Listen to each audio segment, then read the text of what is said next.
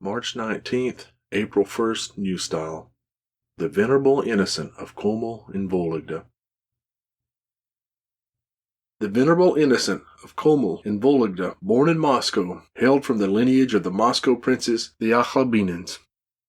He embraced monasticism at the monastery of the Venerable Cyril of Belozersk, and later came under the guidance of the Venerable Nicholas of Sora.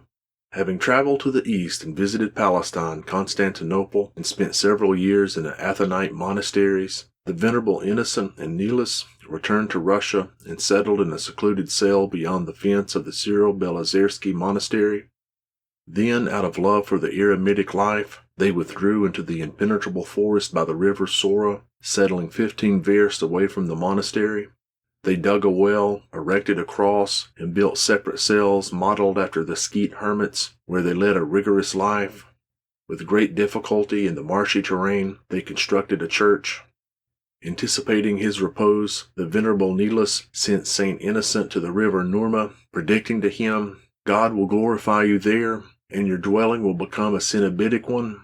My desert, however, will remain the same after my death as it was during my lifetime, and the brethren will continue to live singly in their cells."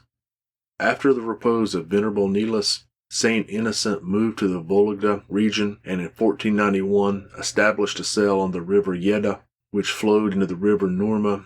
Very soon disciples began to gather around him. Following the teacher's injunction, Venerable Innocent did not ask anyone for contributions. For 30 years the Venerable Innocent labored in establishing the monastery.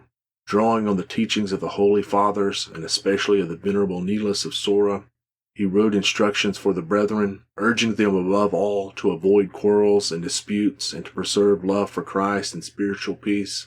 Saint Innocent prohibited the admission and tonsuring of young beardless monks in his desert and the introduction of women into the wilderness. According to his will, a monk leaving the desert forfeited the right to his cell, and if he returned, he could occupy it only with the consent of the abbot and the brethren.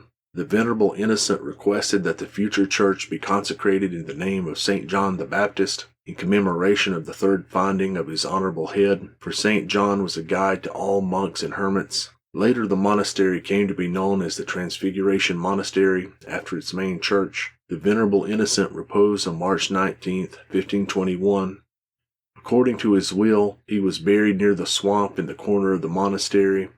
A stone was placed on his grave, bearing the year, month, and day of his repose.